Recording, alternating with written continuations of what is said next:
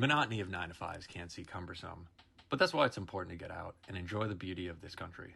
In this video, we'll be covering the Kentucky Adventure Tour, a 900-mile loop around the hills and mountains of southeastern Kentucky. About 40% rural, narrow, winding paved roads, with the remaining 60% being gravel, dirt roads, and trails. You can run this route in either direction and start wherever you please. In total, it is 933 miles, taking about 7 to 14 days depending on how many times you stop.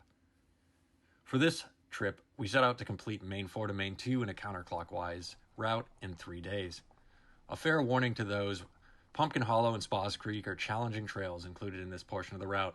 I'll be returning in the future to film these two trails, but due to some less experienced off-roaders, I spent the entire time spotting and ensuring everyone made it home safely. This is a friendly reminder to ensure you are always properly researching trails and make sure...